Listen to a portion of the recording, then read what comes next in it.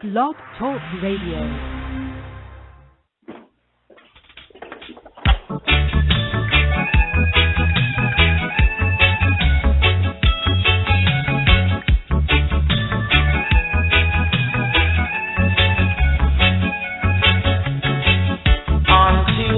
Find our way to move, young, yeah. Our love for each other will have to improve. This your root operated, got the groove, young. Oh yeah. You better take warning, no time to lose. Oh yeah. Watch the Middle East. It starts from there. Third world slaughter, heading for the west frontier, yeah. Until we find our way to leave the west. Oh yeah. Our love for each other must be the strongest. So much doctrine, so much opinion. Oh yeah. But it's one job, one glory, the highest region. Watch the Middle East. It's going on there. It's that third world slaughter. They're heading for the west frontier. Yeah.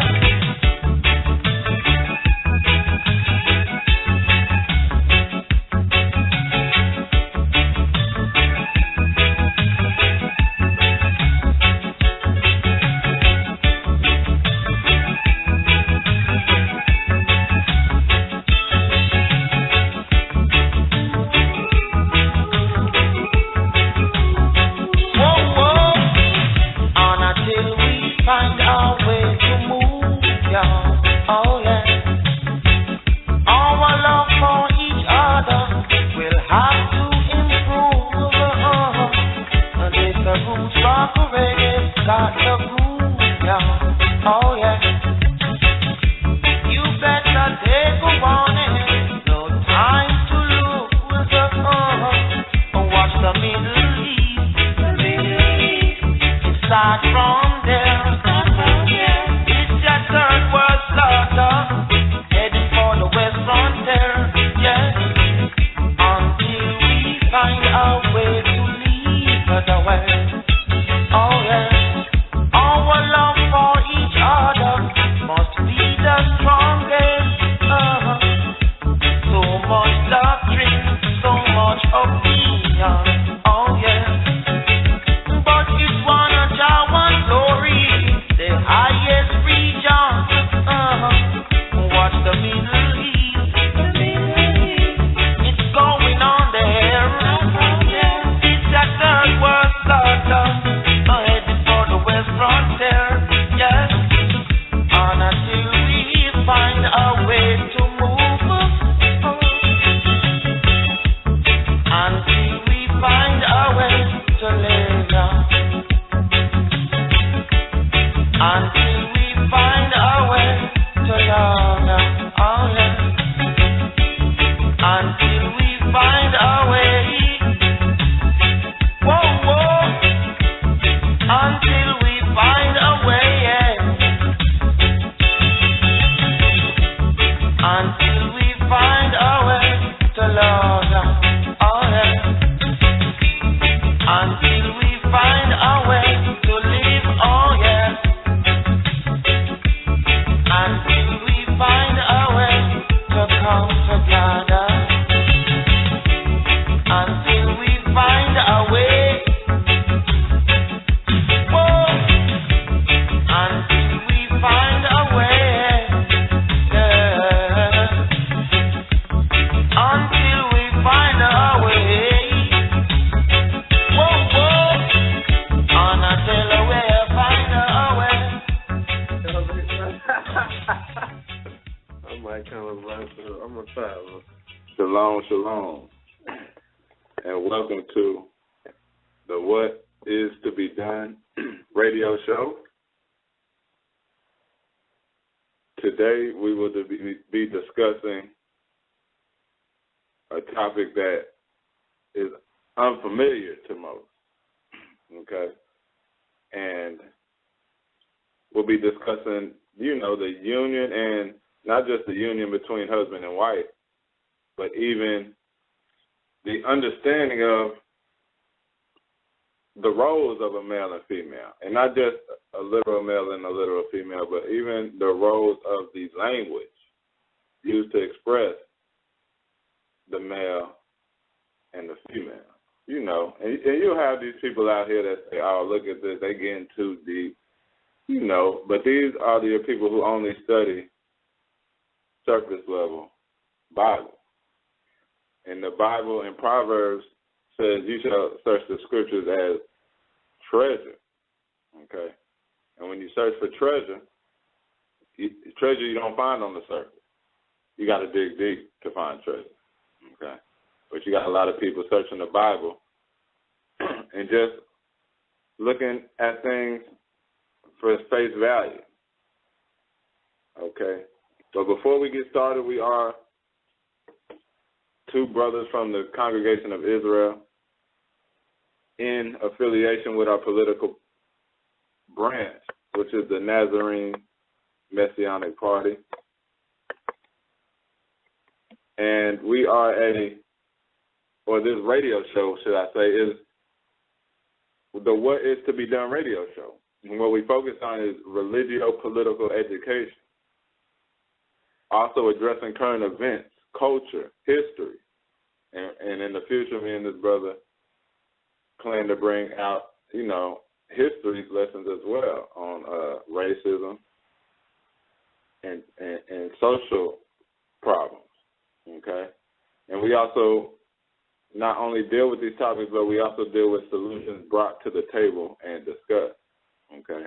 You could check out some of our elders, some of our teachers, and their YouTube sites on YouTube under the first name is Knesset Yeshua. The second site is Zadok Ben Israel. The third site is Seven Hammer and Battle Axe. You can also check out a YouTube page, Sister Benaya, and you can also check out Nazarene Ebby Party, where we also throw archived blog talk radio shows on that site as well. If you're looking for further, teachings and understanding. But as I said, today we will be dealing with the allegory behind man and woman. Because when most people look at man and woman, they strictly look at the flesh, and they look at male, and they look at a female. And when you're talking about, masculine and feminine, okay? So today I will be a reader. Brother Blue is my name. I'll be reading for you today. And giving the study is my brother Zerubbabel. Okay, he'll be giving the study today. And like I said, we're going to be dealing with, just the allegory behind male and female. Because when most people look at male and female, they just look at the surface. Well, let's get a deeper meaning behind that, or get a deeper meaning into what it could be. Maybe we could be wrong. You know what I'm saying? Right. But just listen to the study and see if you agree or disagree. Okay? So the brother will be speaking on that. Right. And I mean, that's, what I'm saying, you made some good points in what you just said. And one of the overall points is reading the Bible or studying the Bible, taking it for face value, in every aspect or whatnot. Because you have to think about it, where these people are from, or the Israelites, being from Eastern culture, they use a lot of metaphors and allegory to communicate different messages. So they use different languages to communicate. So it might be deeper than just what's being presented in the text. Exactly. It's just like you have different myths for astrology. over in Egypt. You have different mythical beings, different gods. In Greek, they use the same thing because they pretty much learned their basis from the Egyptians. So we have to understand the language that's being used, and we need to get a good understanding of the allegory of the man and the woman. Exactly, because most people, when they read the Bible, they just think Revelations is the only allegory in the whole book. Exactly, yeah. And some people don't even think that that's exactly allegory. They read about a beast. And and what is that? So, I just wanted to throw that in. So, right. We have to start undermining the Bible.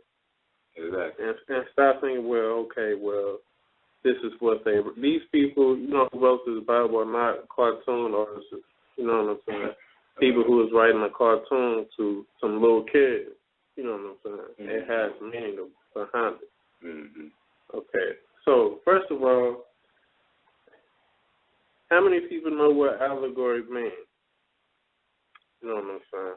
Because go ahead. No, I said I really don't. I mean, I think I understand what it is, but I can't say that I know verbatim what it means. Right. So that would be good to, give the public what it means before you go into the teaching, so they know. So when you start running it down, they'll understand where you're coming from. That's right. I like the word metaphor. Metaphor, which means something figurative. Okay, and allegory, the definition of allegory is a representation of an abstract or spiritual meaning through concrete or material form. Treatment of one subject under the guise of another.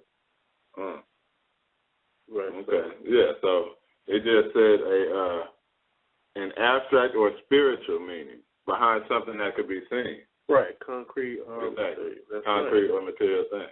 That's right. So a lot, like I said in the opening, a lot of people look at male and female and just look at it physical, and they can't see any abstract or spiritual meaning behind that. That's right. You understand? So the brother should be able to enlighten us. You understand? Possibly what the Bible is speaking about when it deals in terms of male and female. That's right. So we're going to start off in the book of Genesis, chapter 1, and verse 26. Okay. And another thing, if y'all seen let's see, what the favorite was that? That was, Polite and the guy from ISUPK. Yeah. If y'all seen the debate between Polite and ISUPK, I forgot his name, but anyhow. Tazariak, that's right. Yeah. If you seen the debate with him, if Polite would have went to this verse, I think he would have had more of a ground to stand on. Yeah, more of a ground to stand on, because it's one thing that's not necessarily taught amongst Bible believers, but it's something that my brother brought to my attention, and it makes perfect sense. Okay, so we're going to start at Genesis 1, verse 26. And God said, let us make man in our image, after our likeness, and let them have dominion over the fish of the sea, and over the fowl of the air, and over the cattle, and over all the earth, and over every creeping thing that creepeth upon the earth. So God created man in his own image.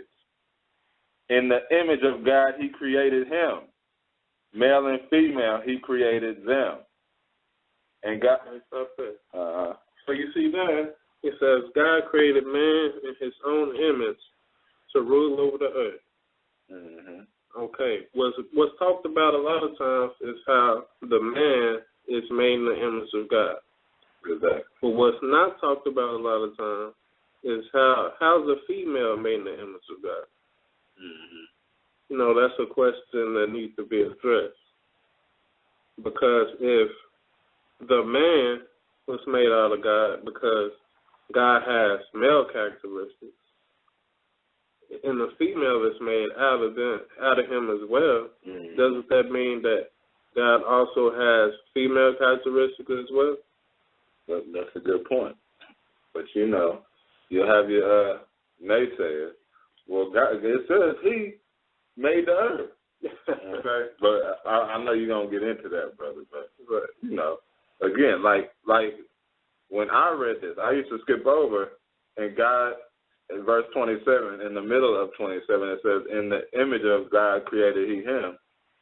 And then how did God create He him after His own image? And it says, "Male and female created He them." Okay, so when I understand image, it's not just exclusive to this, but in this context, the image of God is male and female from my understanding. Okay, because in the context it's talking about in His own image, and it describes how He created them, male and female, after His own image. That's right. Okay, but again, it's not exclusive to that, because also being in His image and in His likeness resembles the way you should walk as well. That's right. So, but that is a part of it. Exactly. Because God possessed masculine characteristics and feminine characteristics. Exactly. And this is what is a part. Characteristics are part of a body. Mm-hmm. So do humans. You know what I'm saying? Males have masculine and feminine characteristics. So do women. And so do animals, and so do plants. So it's something that's bigger than just human beings. Okay, now let's go to Exodus, and let's show that real quick. Exodus 15, chapter 15 and verse 3, just that one verse. This is show the masculinity of God. Exodus 15, verse 3.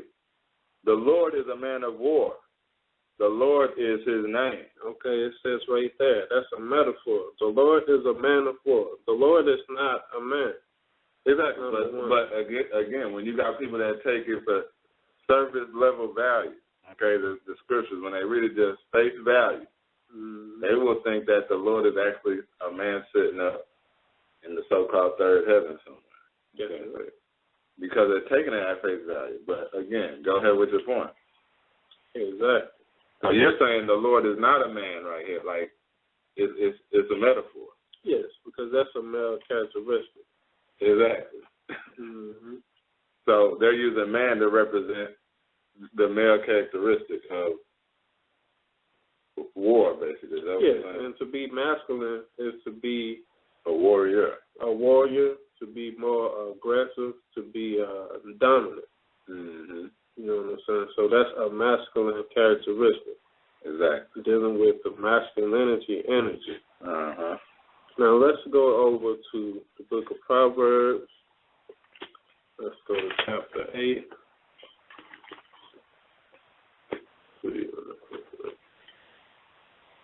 Proverbs chapter 8.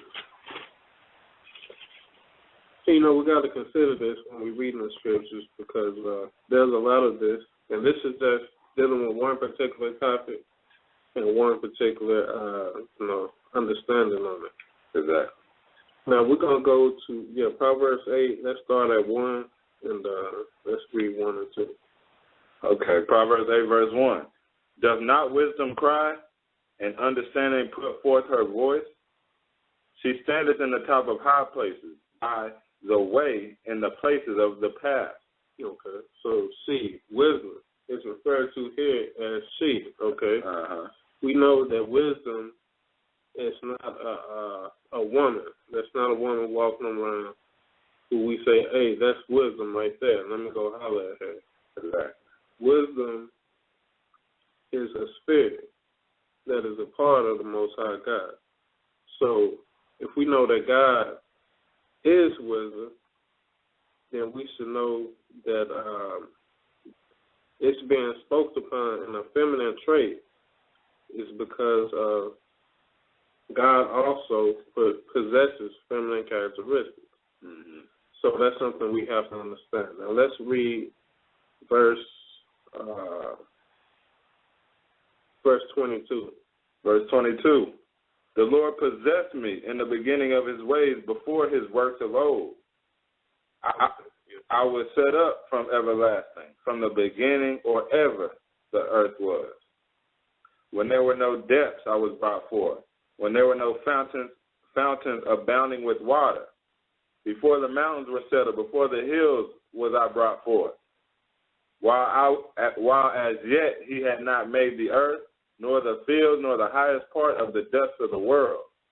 When he prepared the heavens, I was there. When he set a compass upon the face of the depth.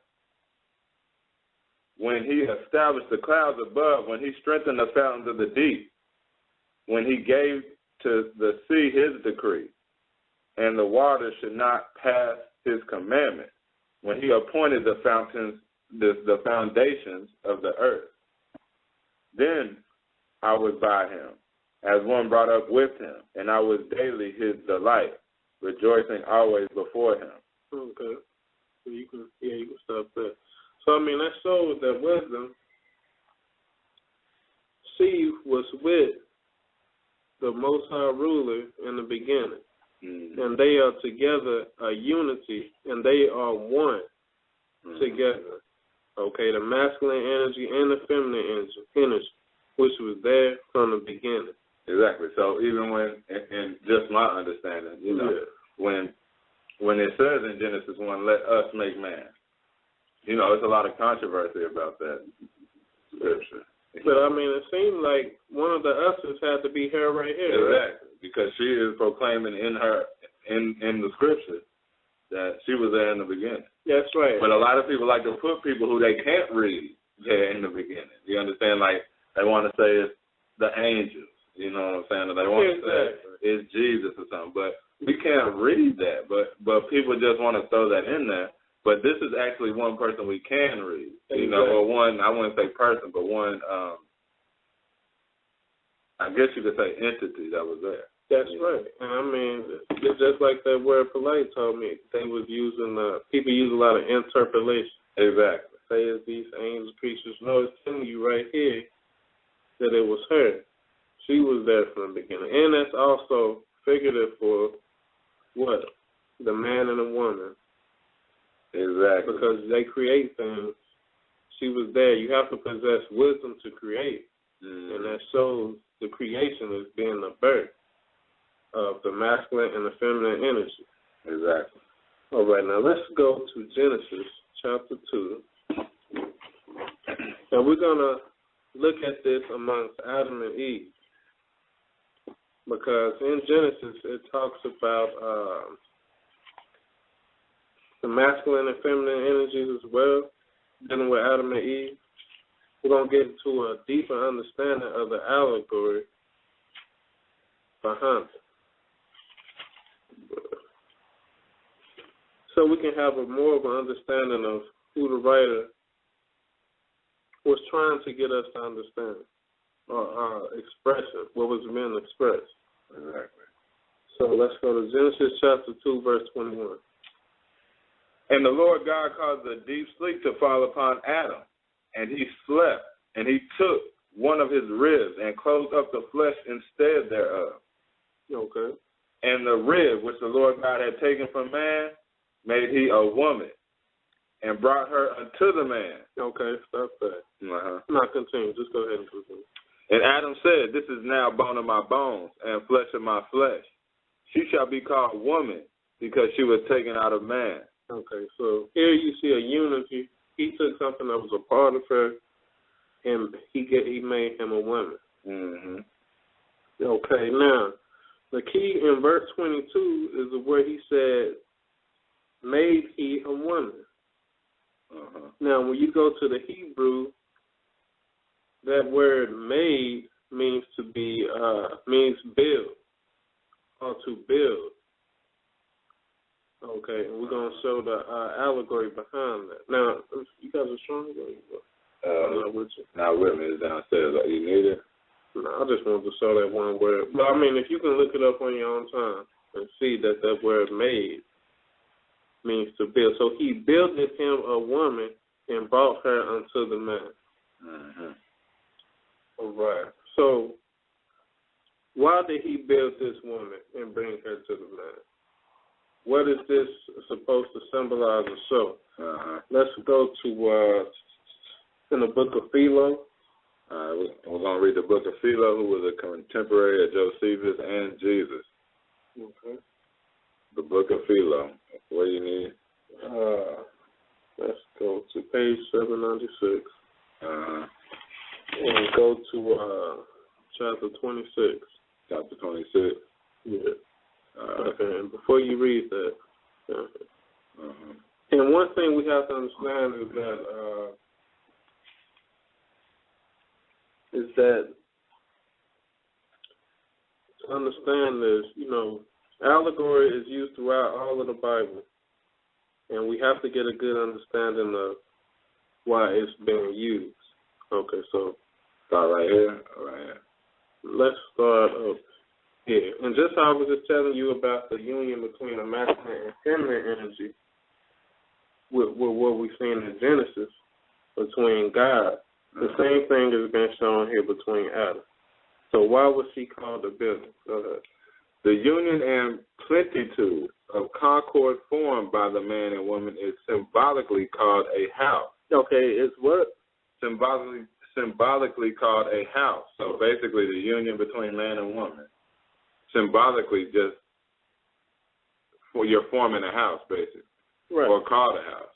Okay. Yes. And what gets built out of family households? You get nations. Exactly. You get tribes. You get kingdoms. It all starts in the family. Exactly. But everything is altogether imperfect and destitute of a home, which is desired by a woman. For to the man, the public affairs of state are committed. But the particular affairs of the house belong to the woman. And a want of the woman will be the destruction of the house. But the actual presence of the woman shows the regulation of the house.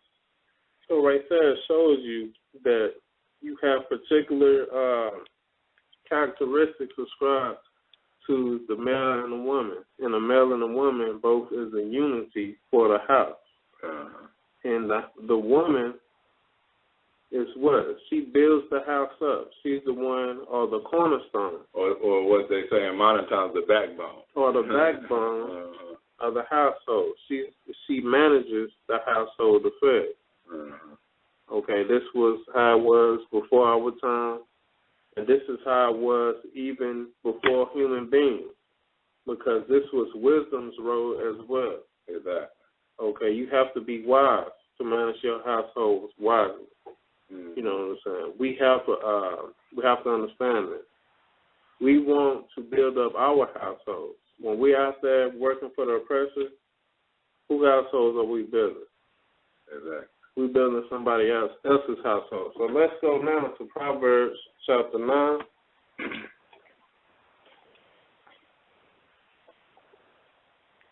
We can get more of a view of this.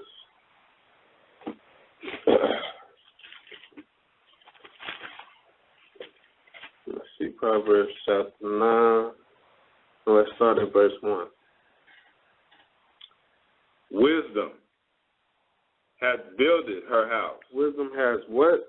Builded her house. Okay, and that's the same thing about the woman.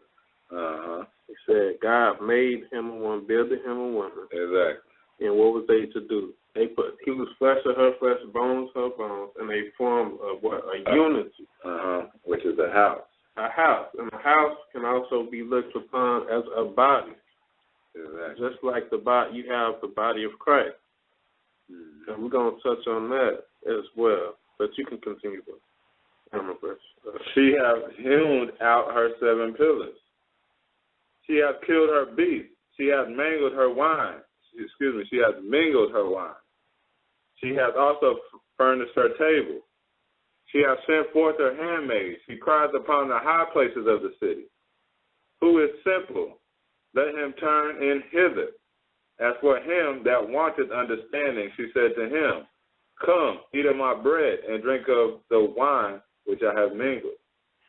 Forsake the foolish and live, and go in the way of understanding. Okay. And as you can see there, a lot of women characteristics was characterized to wisdom in building of the house. Mm-hmm. Okay, so we must understand that when we're dealing with allegory and we see this unity between Adam and Eve, we see the unity of the masculine and feminine energy. Exactly. So now let's go to, let's show this also again in Mark chapter 3, and let's go to verse 8. Exactly, because in Philo, he says that, the union between man and woman is symbolically called a house. I mean, together building a house, just like we read in Proverbs. Wisdom has built a house. Well, the unity between the Most High and wisdom was building of a house. Right. Just as wisdom came out of God, who came out of Adam? Exactly. Eve. There you go. Okay. That's exactly right. So, you said Mark? Yeah, let's go to Mark chapter 3 and verse 8. And this is, what they're trying to explain here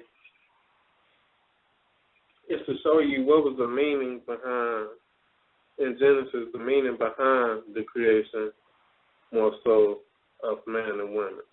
You know what I'm saying? Not necessarily to tell you a story about somebody named Adam and Eve, but there's a deeper meaning also behind the story. Exactly. Okay, Mark chapter 3, and let's start at verse 8. And from Jerusalem, and from Idumea, and from beyond Jordan, and they about Tyre and Sidon, a great multitude. When they had heard what great things he did, came unto him. Okay, so a great multitude came unto Jesus. Okay, and where was they from? They was from a lot of places in the Middle East. Exactly. Okay. And he spake to his disciples. Wait, now stop there. Okay. Stop. Let's go to verse 20 now. Verse 20? Yeah. And the multitude cometh together again, so that they could not so much as eat bread. Not that they could not so much as eat bread. And when his friends heard of it, they went out to lay hold on him. For they said, he is beside himself. And the scribes which came down from Jerusalem said, he hath Beelzebub. By the prince of the devils casteth he out devils. Okay, so they said he cast them out by the devils. Mm-hmm. Or whatnot. But it's one thing that they have to understand. Continue. And he called them unto him and said unto them in parables. Okay, so he spoke in what? Parables. Allegory. So that they can understand, because that's the language that's commonly used among Eastern people. Exactly. Okay, continue. How can Satan cast out Satan? If a kingdom be divided against itself, that kingdom cannot stand. So if a house is divided against itself, verse 25, if a house be divided against itself, that house cannot stand.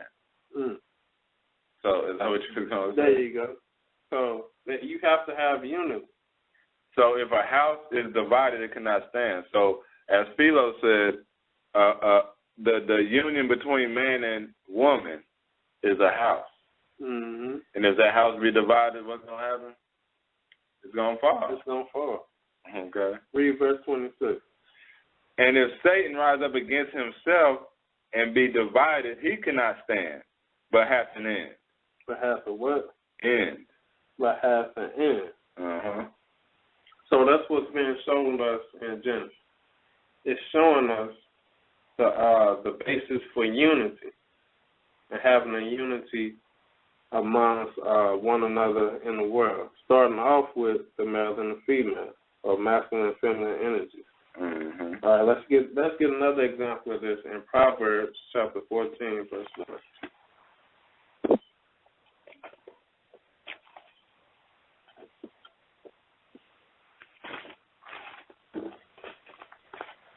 All right, chapter 14.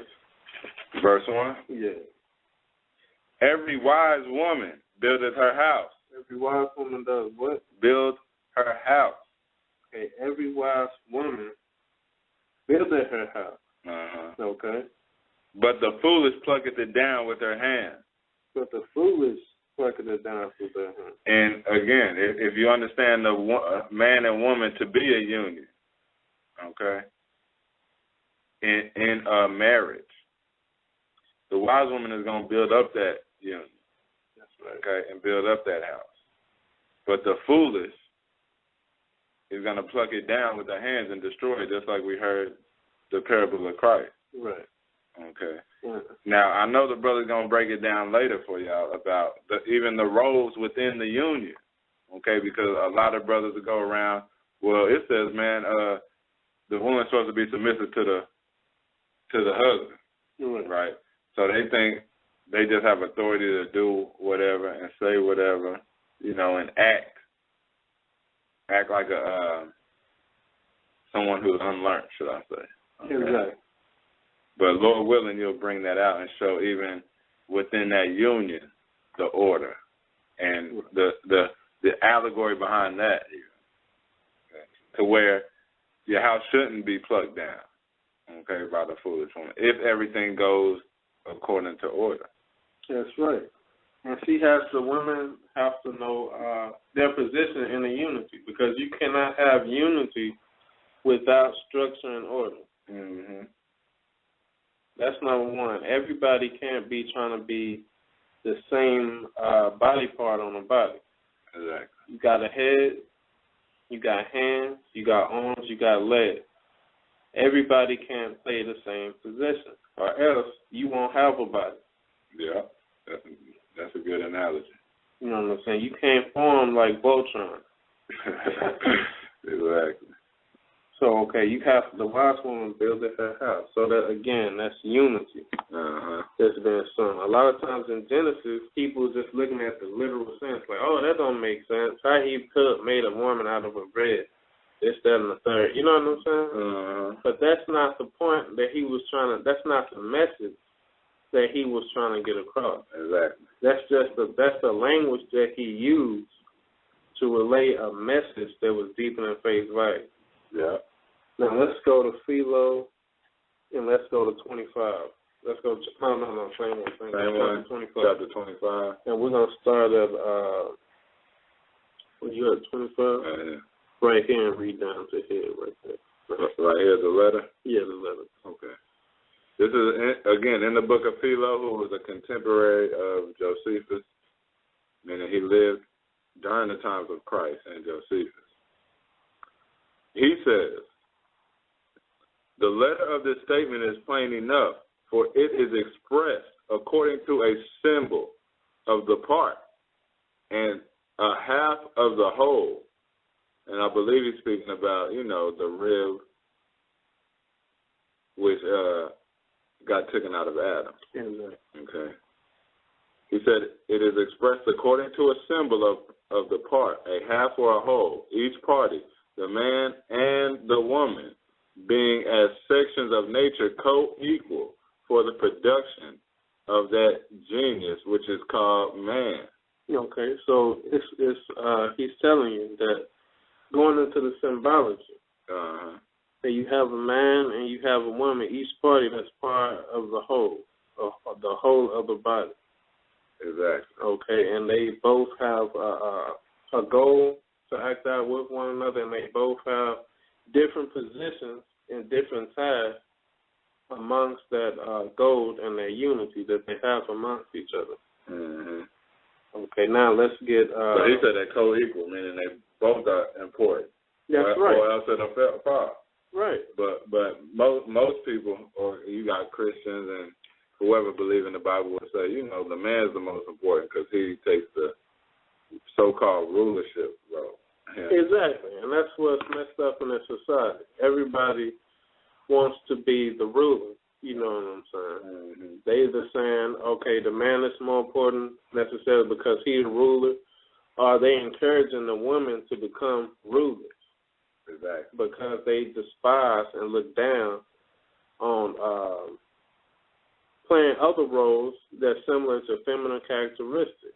Exactly. The femininity is looked down upon in this society in this day and age. Exactly. And that's the whole, even the characteristics, okay? Because, again, the brother said in the beginning that the Eastern cultures, like the Hebrews that wrote the scriptures in other languages, express things through their language. Okay? That's right. So even like when we read that, where in the scriptures it says, as it expresses God as a he. Mm-hmm. You understand? A lot of people, face value would take that God's a literal he, a person. Yeah. You understand? But if you understand language, he is just a written form of masculine, which masculine is a form of dominant. Exactly. You understand? And power. Yes, exactly. So not that he's a literal he up in the sky, but that the language being portrayed is that he's in a dominant role. So it's going to use he instead of she, because she is a more of a recessive or a receptive role. Okay? Right. Like the earth is receiving seed. You understand? So you would call the earth a she. That's you correct. Understand what I'm saying? Because she is a receiver. Just as the woman receives instructions and things of this nature from the more dominant role, which is the man. Exactly. And the word female, if you look at the etymology of it, once you get to the sources of it, you'll come to see that it means to be a nurturer. Okay. Mm-hmm. And that's what, when you put seed in the earth nurtures the seed. Exactly. When you put seed in the woman body is made to nurture the seed. Mm-hmm. And, there's even been proven that, you know what I'm saying, I'm not going to get into that yet, but the woman is more of a nurturer by nature than a man, because that's the feminine quality. Exactly. So that's where even you get where you can label a male masculine is not because a male is masculine, but because of the traits in men show masculinity, meaning it shows dominance and power and aggression. That's right. Now let's go to Genesis 5 and 2. You know what I'm saying? Just to also look at this upon the unity, because it mentions this in the scripture. You know what I'm saying? But we have to understand what it's saying. We'll start at verse 1. Start at 1? Yes. Genesis 5, verse 1. This is a book of the generations of Adam. In the day that God created man, in the likeness of God he made him. Male and female he created them. Created he them. And blessed them and called their name Adam in the day when they were created. They called their name Adam. Mm-hmm. Okay, and, and that's symbolism, because at first when you was reading about Adam, you just reading as him as being one person, but he called male and female Adam. Uh-huh. Okay, and that's going to be that's symbolism to understand to a person or a human being or whoever it is. This unity is in every person as well. We all possess male and feminine characters, but the symbology is looked upon as on a larger scale as man and women. When you're dealing with a house, and also when you're dealing with nations, and when you're dealing with kingdoms. Mm-hmm. Okay, but this male and female energy first starts within yourself. Okay, now let's go to back to over here to 25, and we're going to start with here. And we're going to get to the understanding of what that is inside of oneself, that but. Okay, we're back in the book of Philo. Chapter 25. Chapter 25. Questions and answers on Genesis 1. It says, but with respect to the mind, man is understood in a symbolic manner, and his one rib is virtue. Okay, his one rib is virtue. Proceeding from the senses. But woman, who is the sensation of counsel, will be more variable. Okay. So what that's saying is, with respect to the mind, the man is understood in a symbolic manner. Meaning, which means that the man is represented as the mind. In the body, or in the house, or in the body, like you said. Exactly. So in relationship, the man is represented as the mind of the relationship in a body form. If you're just picturing a body, the man in a relationship is the mind, is what Philo is saying in his writing, who was an Israelite who lived during the times of Christ. Okay, and his understanding of, the breakdown of male and female. So go ahead, I'm sorry. Exactly. And also the woman, which proceeding from the senses, which if you know what are the five senses of the body? Touch, smell, hear, feel, taste. Okay, the woman is a representative of the flesh. And things that's pretty much done fleshly. Like the commandment comes from the head and the flesh carries it out. That's one way of looking at it. That's a good analogy, because that exactly, and we probably gonna read it, is why the man was to rule over the woman, because the man plays the mind role, the thinker, and the woman is the body. You understand? It carries out the action. Just like in your body, if your mind is on one accord and your body on a different accord, you're going to get diagnosed with paranoia, schizophrenia, this, that, and the other, because you're out of order. You don't have war in the flesh. Exactly. War inside yourself. So your mind and your flesh, you have to have unity between your mind and your flesh, between the masculine and the feminine, the male and the female. That's what it represents. That's what is being communicated here in Genesis. Okay, so let's go to Genesis chapter 2 and read verse 24. Genesis chapter 2, verse 24. Therefore shall a man leave his father and his mother, and shall cleave unto his wife, and they shall be one flesh. And they were both naked, the man and his wife, and were not ashamed. Now, what's peculiar is how, when he's writing this, he just kind of bends off into something else. You know what I'm saying?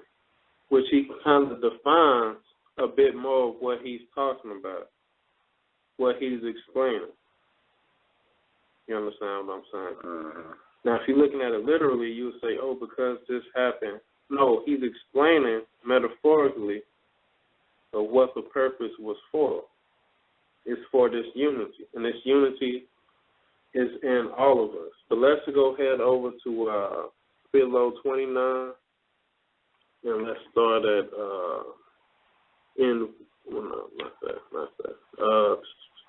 right here. Right here? Yeah. Okay. We're back in the book of Philo, and we're in chapter 29, or paragraph 29. And when it is said that the two are one flesh, again, this is Philo, who was a Israelite who lived in Egypt during the times of Christ. Okay? Right. And we all know how symbolical Egypt is. Exactly. In their communication. So continue. And when it is said that the two are one flesh, that indicates that the flesh is very tangible and fully endowed with outward senses. Okay, so it says that the flesh is endowed with outward senses. So you have to understand that when most of the time in this world, what breaks the unity? What breaks the unity between the mind and the flesh? We understand that fleshly desires. So that's why the mind is over the flesh. Okay, continue. Exactly. On which it depends to be afflicted with pain and delighted with pleasure, so that both the man and woman may derive pleasure and pain from the same sources, and may feel the same, and may still more think the same. Okay. So if you have to have that same thought process, like it's saying, because if the flesh cleaves to itself, then the flesh is going to seek after what? The rest of the flesh. Yeah, the pleasures, vanity. Okay, so you have to have the flesh submit to the mind, or else it's going to be out of order. And the flesh must be afflicted for the mind's sake in order to keep order, in other words. Exactly. So that's the same within the marriage of the man and woman, or the husband and wife. That's right. So you're saying like the wife has to be afflicted, not afflicted like people think, like abused. Right. But have to, like Timothy says, you have to come with shamefacedness. Yes. You understand? Has to be in subjection. Subjection. That's right. To the husband in order for things to work. Just like you said, the body has to come in subjection to the mind. That's right. In order for you to live a righteous life. And God, yes, and when we was made, there's a difference in between how man and women think, first off, as well. So we're going to touch on that a little bit as well. There's a difference in between how men and women react to things and things of that nature. Mm-hmm. And that's purposely done. Why? Because man and woman are not the same. We have different operations for the same purpose. Mm-hmm. You understand? So exactly. Now let's go over to let's stay in paragraph 29. We're gonna go up here. Okay. This is back in Philo, and we must remark that it is very excellent and prudently done that he has avoided saying that the woman is to leave her parents and cleave to her husband, since the character of the man is bolder than the nature of the woman. Okay, so the character of the man is bolder than the nature of the woman, which what this means is masculinity. Okay, you have the man is masculine and the woman is feminine. Mm-hmm. Okay, so that's why it shows you the male. Yeah, that it's the male who plays the dominant role in this unity. Okay, now we're going to skip down here and go to which becoming wholly devoted, he restrains and regulates his desires. Okay, he has to restrain and regulate his desires. It's the same thing that the mind must do, communicate with the flesh. Mm-hmm. And clings to his wife alone, like birdlime, especially because he himself delighted in his mastery, in his master-like authority, is to be respected for his pride. But the woman, being in the rank of a servant, is praised for ascertaining to a life of communion. To a life of communion, because that's what's being built, a life of communion, which is unity. And that's what has to happen where? Amongst the mind and the flesh. In every person. That's what the man and the woman symbolize. The flesh must submit to the mind. Right. All right. So let's go over to Philo. We're going to go to chapter 27. Mm-hmm. And we're going to start here at thirdly. Okay. Thirdly, God was, the design of God was that the husband should take care of his wife as of a necessity, as of a necessary part of himself. Just like the mind is supposed to take care of the body. Uh-huh. If not, the body will be left to do whatever it wants to do. Exactly. But that the woman should requite him in turn with service as a portion of the universe. So in other words, you want your flesh to serve your mind. You want your flesh to do what your mind wants it to do. Mm-hmm. If it's in your mind to do godly things, that's what you want your flesh to do.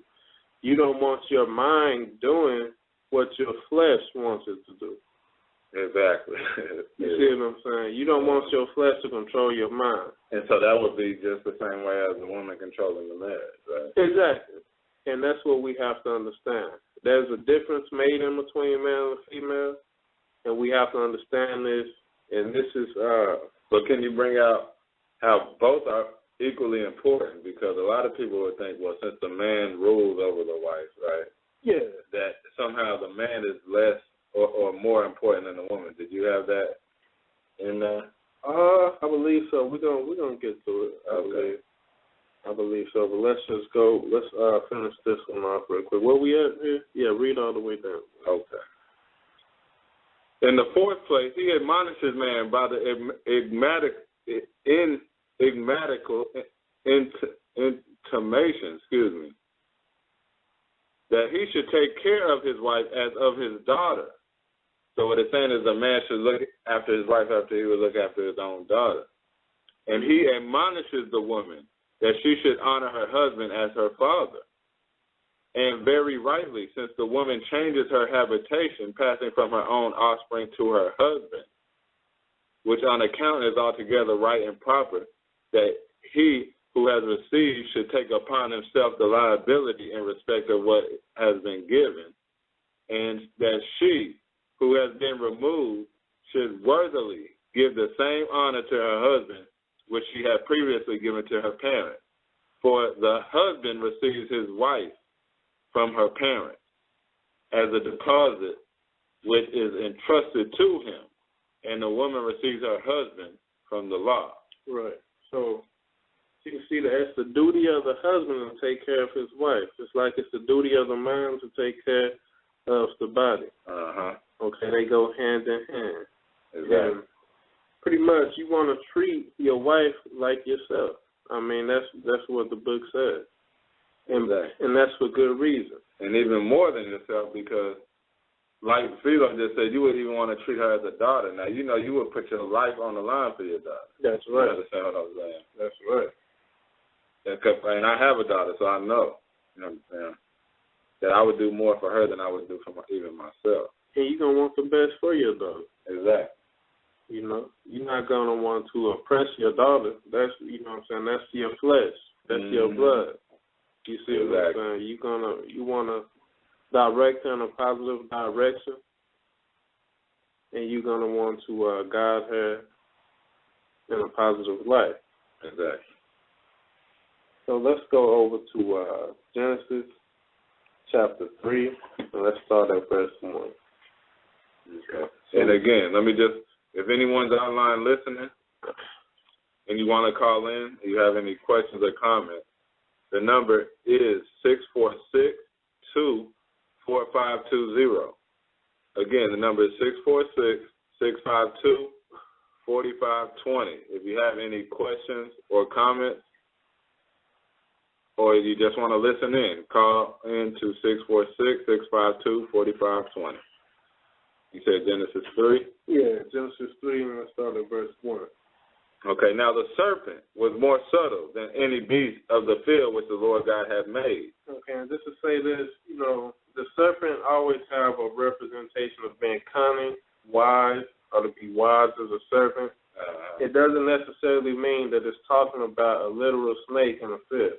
Exactly. Okay, but think about what it symbolically represents to get the understanding. Continue.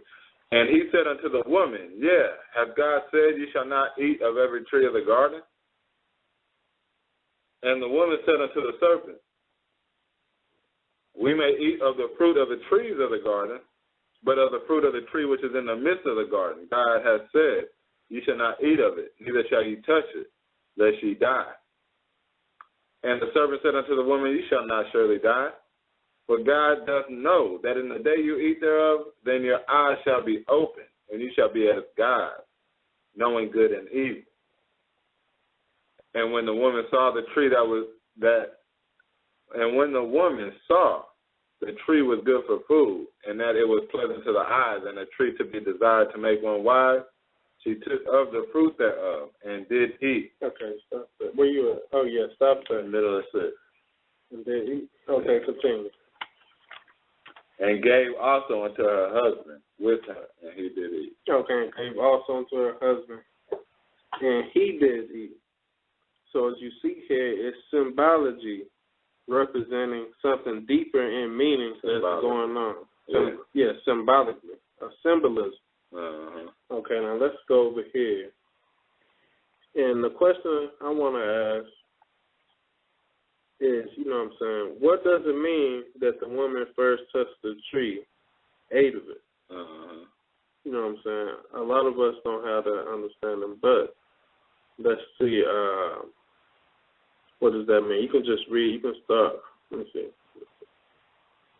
Yeah, you can just start right here at the top.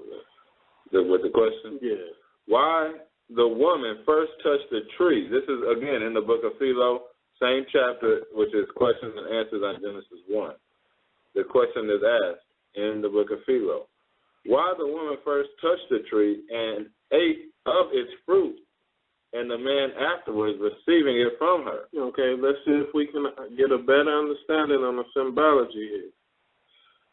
The words used first of all, by their own intrinsic force, assert that it was suitable, that the immortality and every good thing should be represented as under the power of the man, and death and every evil under that of the woman. Okay, and we have to understand why is that. But with reference to the mind, the woman, when understood symbolically, is sense, and the man is intellect. Okay, so the man is intellect, meaning the mind, and the woman symbolically is sense. And whenever something, which is the body, which is the body. So whenever something is presented to you that's lustful, you know what I'm saying, that's desirous, the first thing that is presented to is the flesh. And then what happens? She gave unto her mind, which means she gave unto Adam. Okay? And the flesh does what? The flesh then convinces the mind to follow after the lust. Exactly. That's a good, that right there, that makes perfect sense. Go ahead. Yeah, go ahead and finish that, bro. And the man is intellect. Moreover, the outward senses do of necessity touch those things which are perceptible by them. But it is through the medium of the outward senses that things are transmitted to the mind. For the outward senses are influenced by the objects which are presented to them, and the intellect by the outward senses. You see what I'm saying? So that's it. The outward sense is the body is influenced by the things that it desires. And the mind is influenced by the body. Exactly. So all those things have to be brought in subjection up under the mind. Exactly. You have to have order. If there's no order, then whatever the body desires that's what the body is going to have, and it's going to corrupt the whole soul or the whole being. All right, let's go down to this next question right here. Another question in the book of Philo. What is the meaning of the expression, and she gave it to her husband to eat with her? What has been just said bears on this point also. Since the time is nearly one and the same in which the outward senses are influenced by the object which is presented to them, and the intellect has an impression made on it by the outward senses. Okay, see? So the mind, it's just like when they talk about, the mind is seduced by the flesh, just like a man is seduced by what? A woman. You see what I'm saying? And that's the thing that has to be perceived, and we have to understand that's why this order is given. It's explaining, and it leads up. After this act, it goes down to Genesis 3:16. After they was cursed for what? Being disobedient, for being out of order. So it's explaining something. This is symbolism to explain it for why things are. Well, that makes sense. Okay, so that's why he would even go down and say the man shall rule over you. Right? Exactly. Let him know that the mind needs to be in control. So you shouldn't even eat of the fruit until, you get basically that information from the mind.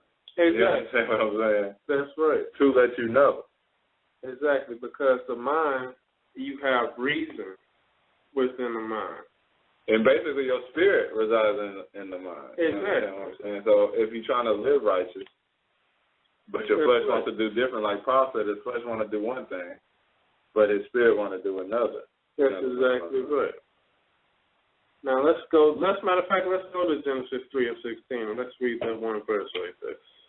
Unto the woman he said, I will greatly multiply thy sorrow and thy conception.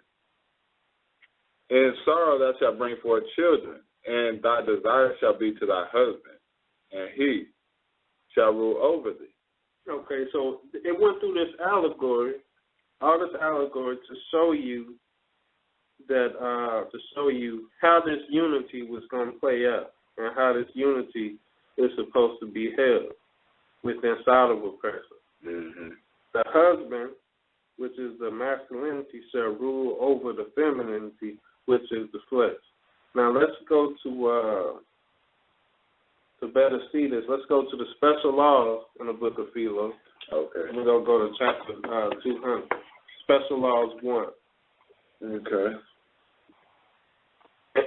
And, you know, the reason why I'm addressing this topic is because there's always a lot of claims about how people undermine the Bible and just look at it as if, you know, this Middle Eastern culture right here is, we can just throw this one in the trash, but we're going to accept everything else as symbolism that happens in the Middle East.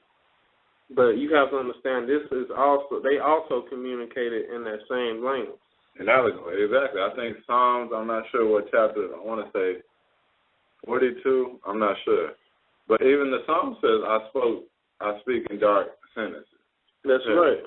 Yeah, and that's what one of the, that's actually what's the etymology of allegory, is to have a veiled message, a message that's unseen. Mm-hmm. So it's a deeper meaning behind it. So the average person can read this and they would just miss it. Yeah, you wouldn't understand it. You would think it was something like a Christmas carol or something. Exactly. Now let's read 200 and let's read from because. Yeah. Because a male is more akin, again, this is Special Laws, Book of Philo, chapter 200. Because a male is more akin to domination than a female, and more nearly related to the efficient cause, for the female is imperfect, subject, seen more as passive than as the active partner.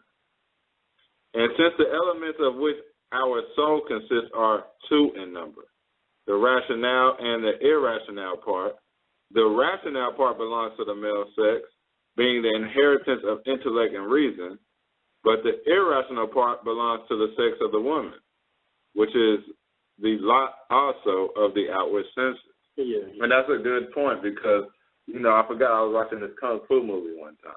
Yeah. And you know how women deal more with the senses. They're more, they base their judgment on senses, feelings rather than intellect, right? Right. And men are more political, more of the intellectual in the relationship anyway, on the majority. Exactly. Okay, I'm not saying every case, but majority, the men are the one who are the political, the more intellectual. That's exactly right. And rely less on feelings. But in this Kung Fu movie I was watching, there was this boy that I forgot what he did. He did something bad. But there was this Kung Fu leader that was like, you know, the law said to put him away, basically, to put him out of the community. You're right. Okay. But the Kung Fu guy relied on his feelings, okay, and said, well, he's just a boy. He did something bad. I forgot what it was, but he said he's just a boy. I'm going to let him come stay with me instead of going by the law, right, exactly. and reason and intellect, okay, and what tells you what to do. He went by feelings and let the man in, or the boy in. So the boy 2 months later kills the man who let him in, parent. Exactly. Okay. And from that point on, he went to kill his feelings so he can deal strictly with, you know, reason and righteousness. You understand what I'm saying? Instead of, you know, your feelings, because your feelings can get you in trouble a lot of times. And not to say that feelings are a bad thing, exactly. Because that's what makes women great nurturers, because they're in tune with their feelings, and because they can identify with different emotions from others or from their child, that makes them more empathetic as well. Exactly. Which is a good part of the body as well, exactly. And that's a needed part. But you also need that other half with those feelings. Yes, because not just intellect is always the right way to go either. You know what I'm saying? So it needs that balance, basically. Exactly. To form that house that was mentioned earlier. To form that perfect image. Exactly. If we're going to be in the image of God, we need that inside of ourselves. We need that in our household. in our community, and our kingdom. Let's read this just to get another understanding of what we just read there. And this is a book called Man, Woman, and Relationships, Making Peace with the Opposite Sex by John Gray, Ph.D. Okay. You might know him from the book of Man Are From Mars and Woman Are From Venus. Okay. So just read, down to the last sentence. Okay. This is on page 52, General Psychological Differences. Okay, because a lot of times people know that there's differences between males and women physically, but are there differences mentally as well? Okay. Men and women are not only biologically and anatomically different, they are physiologically different as well. Or should I say psychologically, psychologically as well. They are psychologically different as well. For example, it is universally observed that compared to men, women are more intuitive, are more interested in love and relationships, and experience different reactions to stress. Okay, you can stop that. And and that is true. You know what I'm saying? Yeah. I mean, have anybody ever heard of what they call women intuition? Exactly. You understand what I'm saying? The women. Like, you know something, like women, like I know, my wife would be like, nah, he's not going to, because I know something bad going to happen. And then something bad. They get those feelings. Exactly. They get those intuitions.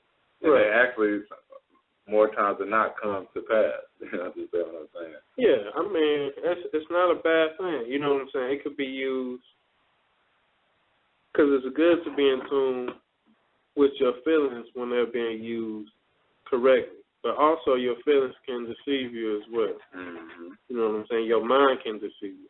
But exactly. You want everything to be in unison. Uh-huh. Let's start here too on page 55. Okay, same book, page 55. For example, if a particular man tends to be rational in his assessments of the universe, he first needs to accept and appreciate that he is so rational. He will then be drawn to a more intuitive type person, since intuition and rationality tend to be complementary. And I think that's what even Philo was building on. Exactly. As far as building your house in that union, as the man is more, rational and the woman more intuitive, which forms a perfect bond or a perfect house if it runs in sync. Exactly. You know what I'm saying? So the woman could be more empathetic, more in tune with feelings, and the man more in tune with intellect and reason. Uh-huh.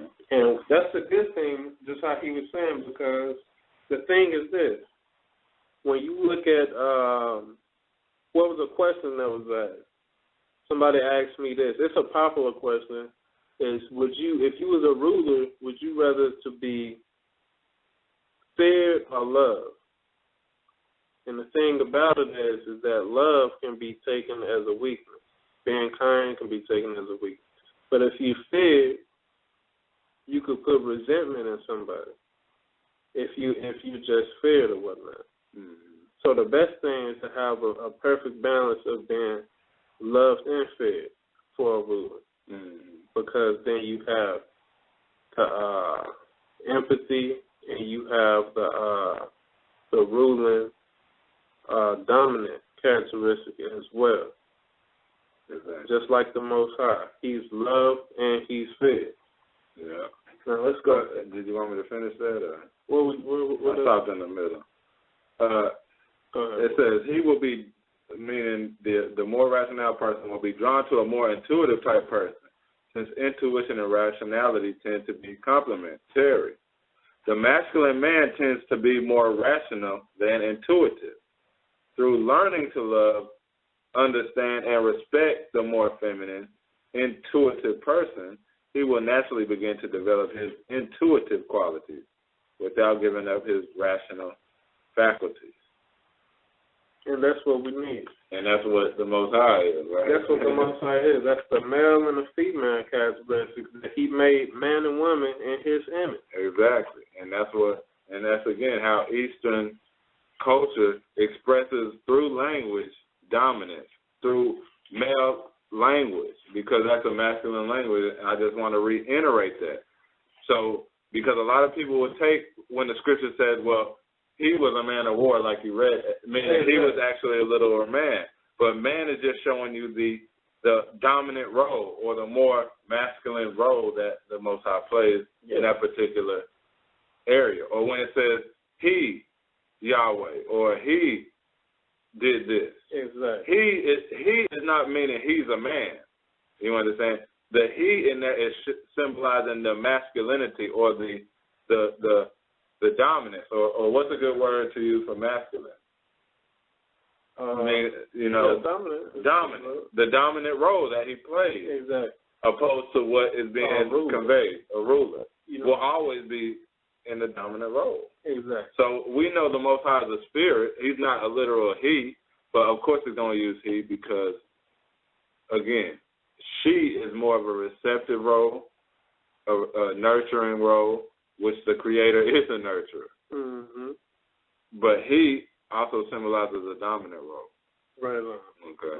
Let's go ahead to 1 Timothy in chapter 3. Because what I also want to show is that men also have feminine characters in them and play feminine roles as well. If you understand what I'm saying.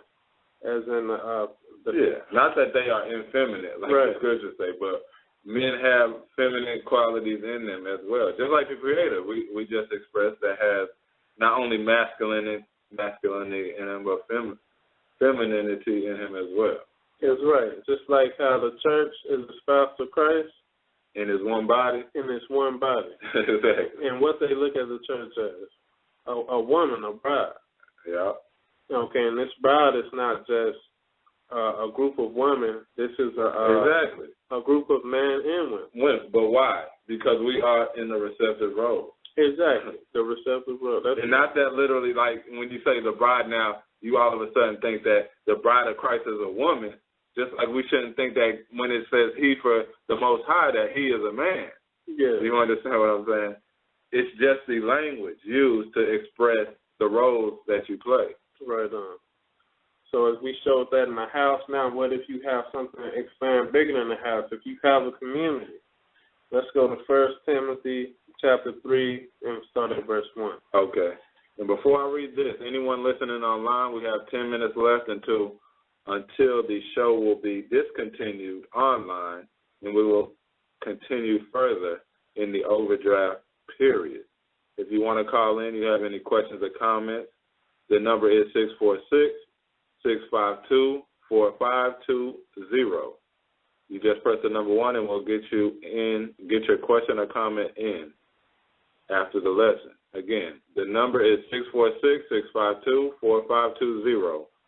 The show will be going off online in about 10 minutes. We will be continuing in the overdraft for the remainder of the lesson or the study. Okay, so right now, 1 Timothy chapter 3, I'm going to start at verse 1. This is a true saying. If a man desire the office of a bishop, he desires a good work. A bishop must then be blameless, the husband of one wife, vigilant, sober, of good behavior, given to hospitality, apt to teach, not given to wine, nor striker, nor greedy of filthy lucre, but patient, not a brawler, not covetous, one that Go ahead. One that ruleth well his own house, having his children in subjection with all gravity. Okay, you can start. Like, right there, it says, first of all, he has to have his masculinity over his feminine. I mean, he has to have his mind ruling over his flesh. Mm-hmm. That's why it says not given to wine, nor striker, not greedy or filthy of lucre, but patient to a brawler. But patient, not a brawler, not covetous. So his mind has to rule over his flesh before he can take care of what? God's church. His mind has to, he has to, in his household, he has to be ruler and have his children in subjection with all gravity. Uh-huh. which means to have them in subjection with all law. Exactly.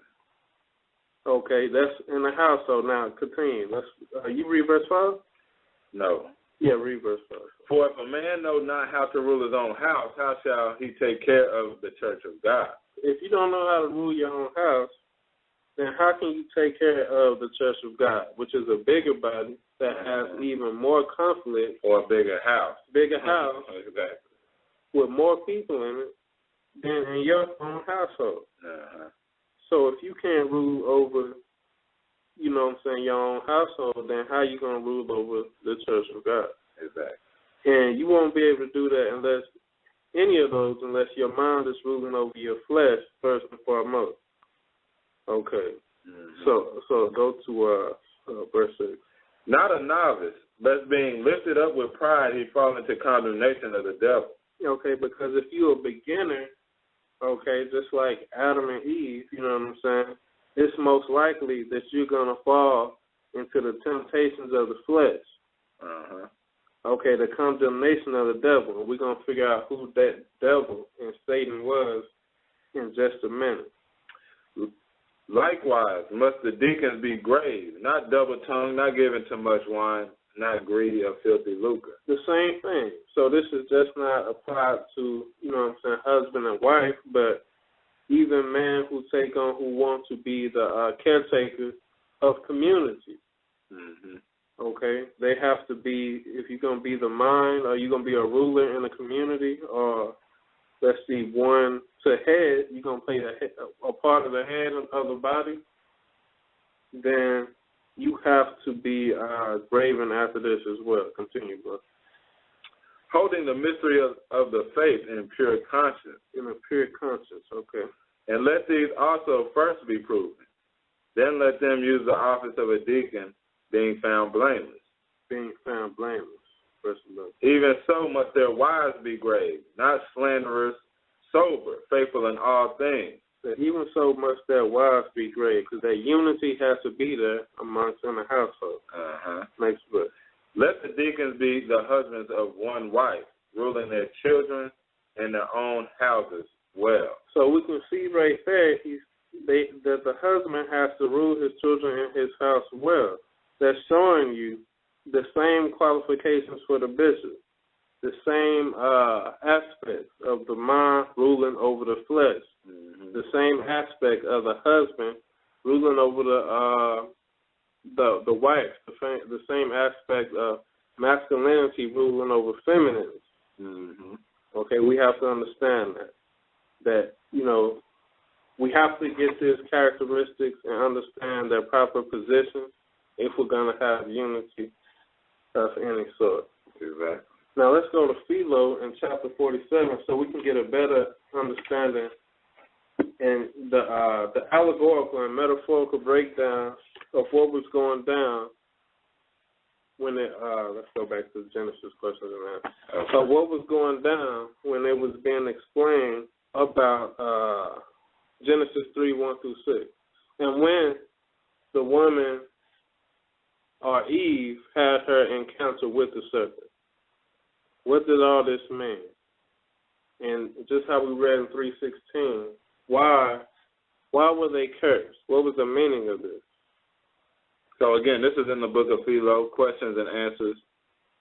You want me to start with the question, brother? Yeah, you can start with the question, brother. This is paragraph 47. Why God curses the serpent first, then the woman, and the man last of all? Yeah, that's a good question, because even how they put it in an order, it has definition to it. It has a meaning to how to everything was being brought out in the book of Genesis. So let's not take any of it lightly. The reason is that the order of the verses follow the order of which the offenses were committed. The first offense was deceit practiced by the serpent. The second was the sin of the woman, which was owing to him when she abandoned herself to seduction. To whose seduction?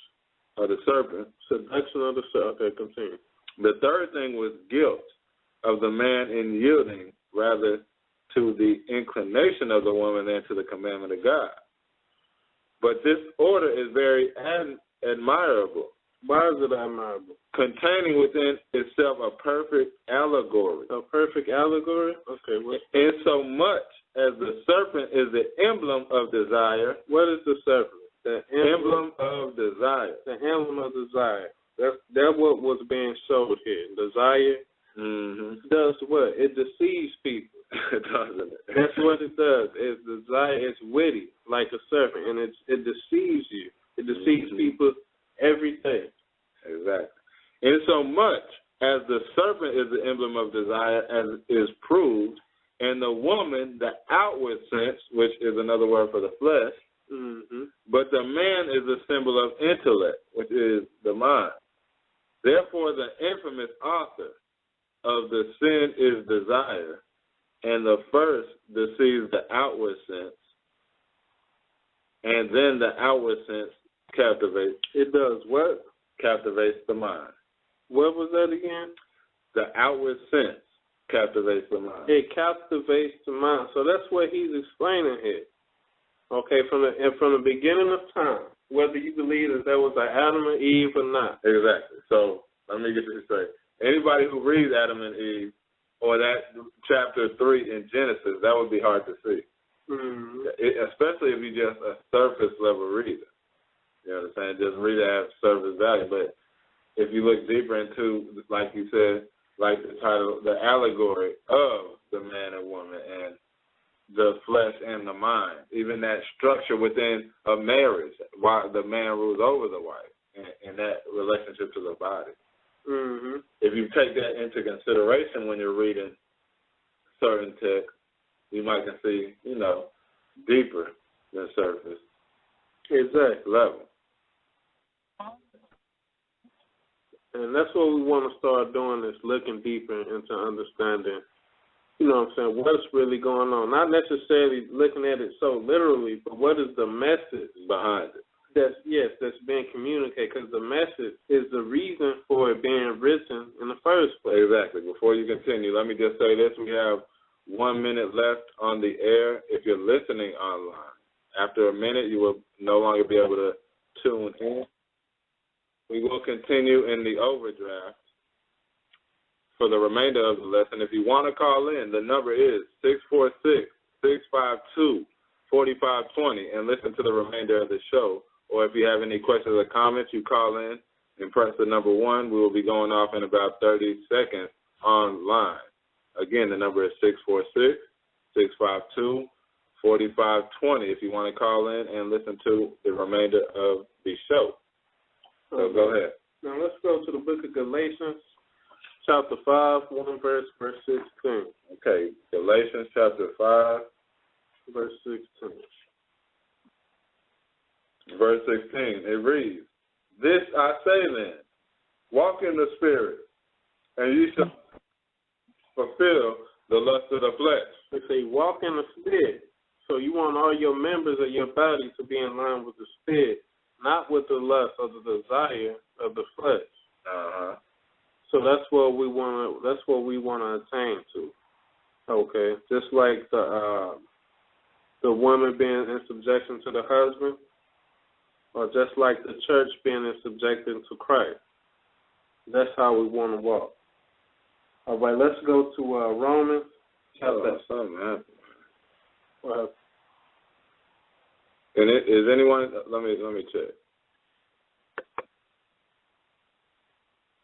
Never mind. It's still going, I believe.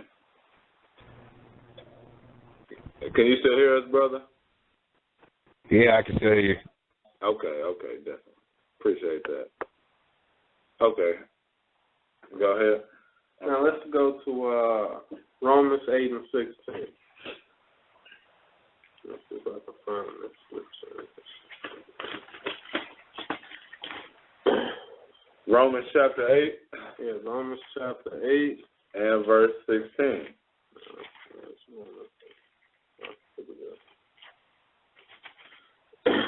The Spirit itself bears witness with our spirit that we are the children of God. Okay, hold on. Where you at? Romans 8? Yeah, continue. 16? Yeah. So this is verse 17. And if children, then be heirs of God, and jointly heirs with Christ, if so that we suffer with him, that we may also glorify, that we may be also glorified together.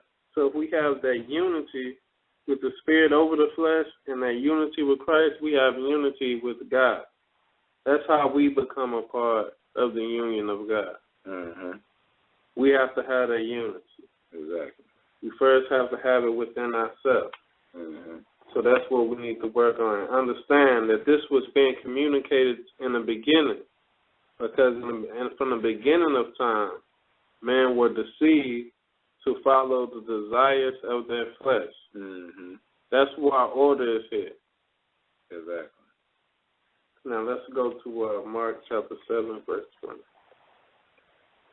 Mark 7? Yeah. And verse 20. Yeah, Mark chapter 7, verse 20. And he said, that which cometh out of the man, that defileth the man. He said, what? That which cometh out of the man, that defileth the man. I thought it was what goes into a man defileth the man. Nope, that would come out of a man. Okay. For from within, out of the heart of men proceed evil thoughts, adultery, fornications, murder, theft, covetousness, wickedness, deceit, lasciviousness, an evil eye, blasphemy, pride, foolishness. All these evil things coming from within and defile the man. So he says that was defile the man, because, he was going in deeper than what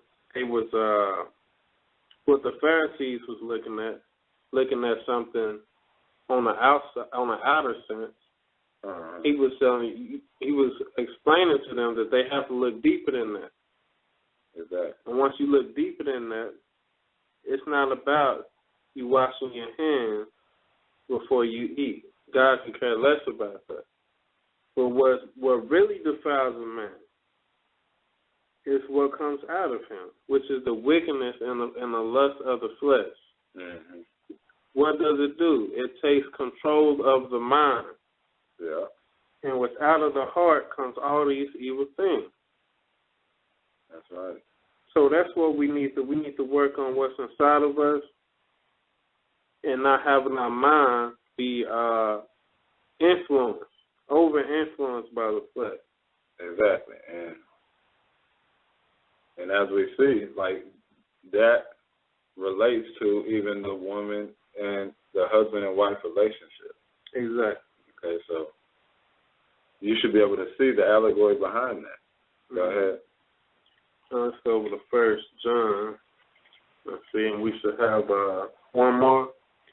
One more after this. Yeah, and that should be it. Okay. 1 John.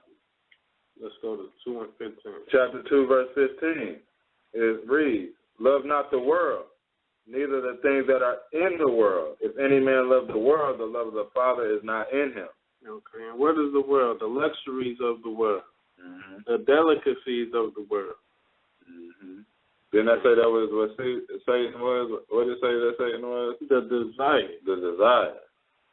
Yeah. That's what's deceived man from day one. Make you turn on your own brother. Make you kill your own brother. Sell him out for whatever the flesh desires. Continue. Yeah. For all that is in the world, the lust of the flesh and the lust of the eyes and the pride of life is not of the Father, but is of the world. And the world passeth away in the lust thereof, but he that doeth the will of God abideth forever. Just like the flesh passeth away. But he that doeth the will of God does what? Abideth forever. Mm-hmm. In the spirit. Yeah. Now let's go to our last one, Matthew chapter 6. Last text, Matthew chapter 6. Yeah. And verse 19. I remember I had a conversation with an elderly woman about about the fruits that was actually, and the tree of life. That's what it was, and the tree of good and evil. Mm-hmm. And when we was having this conversation, she was telling me how the tree and how the fruit was an actual fruit, like apples and grapes and things of that nature. So the fruit just showing what you bear in the spirit, the fruits of the spirit, or you can bear the fruits of the flesh. So we want to have our body and mind in unity with the fruits of the spirit. Let's go to Matthew chapter 6 and verse 19. Matthew 6, verse 19. Lay not up for yourselves treasures upon earth, where moth and rust doth corrupt, and where thieves break through and steal. But lay up for yourselves treasures in heaven, where neither moth nor rust doth corrupt, and where thieves do not break through nor steal. Mm-hmm. For where your treasure is, there will your heart also be. Where your desire is, there will your heart also be. Where your desire is, your mind will also be. Uh-huh. So if you desire fleshly and earthly things, that's where your mind is going to be. Exactly. For where your treasure is, there will your heart be also. The light of the body is the eye. All right. If therefore thine eye be single, thy whole body shall be full of light.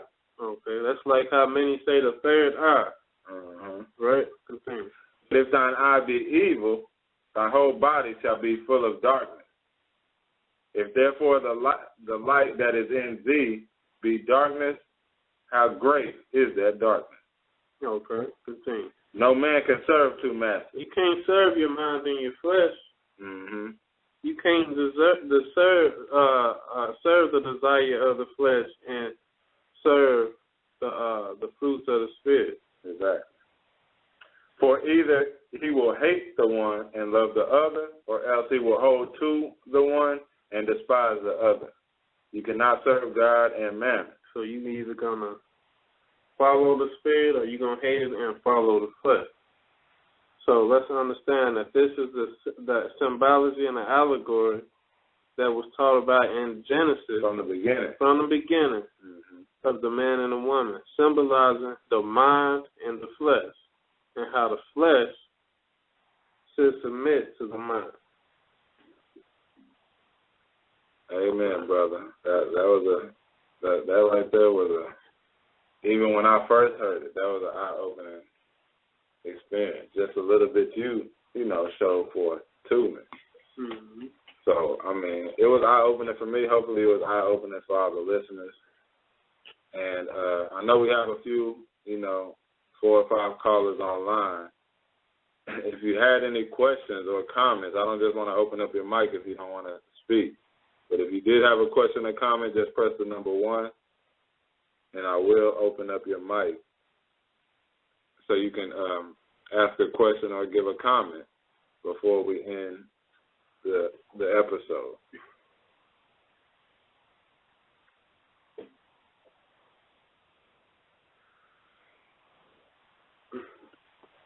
Okay, so I guess that means nobody has a question or comment. Well, we just thank all. I was going to open them up to say hey to anybody. All right, you want to get some feedback? All right, well, I'm going to open up everybody's mic. If you want to give feedback, just, give feedback. First, I'm going to open up 757 because he did press the number 1 and see what the brother has to say. Yeah, Brother Blue, this is Brother Kershaw. Shalom, brother. How you doing? I'm doing all right, and you? Pretty good, pretty good. So you guys are coming on every Thursday now? No, actually we do every other Thursday. Judah will hit one Thursday, and then we'll hit another one. But I mean, somebody will be on every Thursday, though. Exactly, yeah, we do. We will have something every Thursday. Oh, okay. Lord willing. Yeah. Yeah. Yeah. This is nice to be able to think on these things that you're talking about, and a lot of people have different opinions about it, but when it's all said and done, it all has to do with dealing with what's inside in each person's heart, and when we're born with a heart that's selfish, and it's not the heart of God, and that's why the world is in the condition that it is now, because most of the world is not converted to the heart of God, and that's why you have so much dissension and backbiting and divorces and killings. That's why, because the heart that most of the world has is just a heart of selfishness. So it's a good thing. It's a good thing to bring something like that out now, because you can get caught up in the things of this world and forget about it, and wonder why you're doing crazy things. And then when you get to listen to something like that, it's like, oh yeah, man, I forgot about that. So it's a good thing, and like I said, I appreciate what you guys bring to the table. Definitely. We always appreciate. You like a brother to us, man. You always on the radio show at the lessons, so we do appreciate your input as well as fellowshipping with us. So we always enjoy your comments and your input.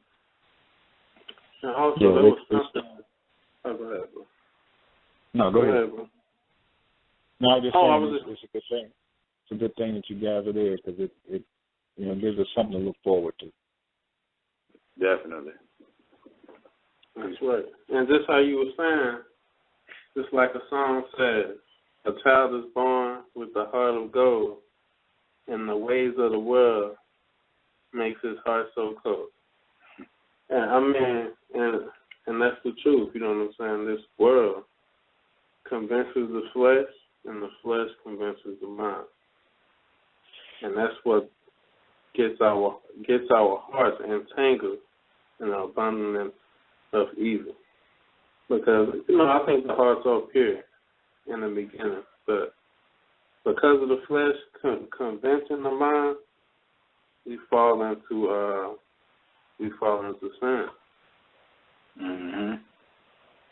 Well, yeah, definitely we appreciate your comments, Eugene. I'm going to get to this next caller. I believe it is 317. Did you have a question or comment? Hey, shalom. Shalom. Yeah, this is Brother Philip. I actually appreciate this teaching. I've seen the title of the message earlier today, and I was really excited. This is actually outside of my of the knowledge that I actually already know about the scriptures, so I actually was edified by this, and this will be a teaching I'll have to go back and replay to see if it was anything that I missed. Definitely. Well, we appreciate, you getting edified by the lesson, We appreciate, that you even tuned in and, commented. And, again, we just praise God for the edification of anyone who, received knowledge, because I'm sure the brother that taught it, wanted to share what he learned. Right. Yeah, I was like, I didn't really have anything to actually, add on to the teaching, because normally I do, but this was kind of outside the window, and this one of those teachings where it's to sit back and listen and take notes, and then go back and replay it to see if I missed anything. Definitely. And what was your name again? Because I don't want to forget it. Brother Philip. Brother Philip? Yes, sir. Okay, definitely.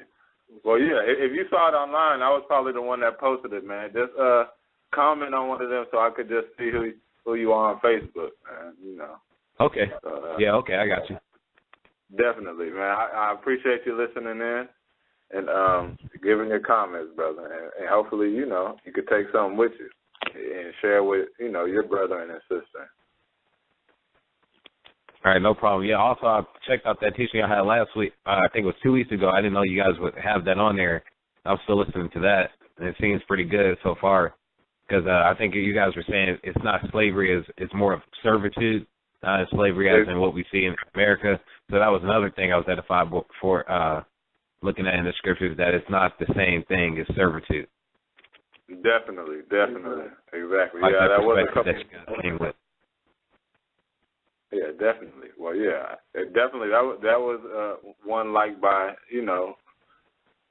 some people on Facebook as well, and a couple of the brothers here that are here with us tonight. So we definitely appreciate you, even giving us the your ear to even listen to what we have to say. So, we praise the Creator for that, and and just continue to wish wisdom and knowledge upon all of us, so that we can learn to live better in this world. So again, Brother Philip, we appreciate you your participation. Yeah. No problem. All right. 423, did you have any questions or comments today? 423. All right. We just appreciate you listening as well. And once again, we just, the brother, he was putting this out there as a study to just show the allegorical background of, things we might take for surface value, and just look at, a story of Adam and Eve and a snake and a tree. And really, nobody believes that, or I'm not saying nobody believes, but certain people, might be skeptical about a snake talking to a woman, and all that story entails. So you want to try to get the message from what is being told in that story, you know what I'm saying? So you can have something to hold on to and that you can understand, instead of being confused about just battling within yourself about a snake talking to a woman and deceiving and eating an apple, or was it, or what was it? So, and also that same symbology is used in Assyrian text, Sumerian text, Egyptian text. It's the same symbology.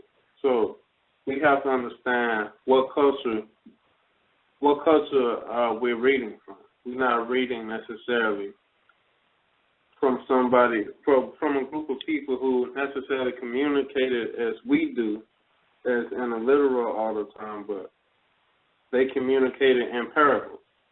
Exactly. And the scripture bears witness to that in the book of Psalms. So I wish I had the direct chapter and verse. But it does say that, I spoke in parables in the days of old. It would do us well to understand, the message behind those parables. And I believe the brother brought some great understanding tonight, And the brother showed me these scriptures a while back, and I asked him if he would be brave enough to even bring it to the people, and he was brave enough to do that today. So praise God for that. And we just thank all the listeners, all the input. Brothers, we'll pray for you and continue to pray for us for understanding, wisdom, knowledge, and in the walk of the Creator. And with that, we just say shalom. Shalom.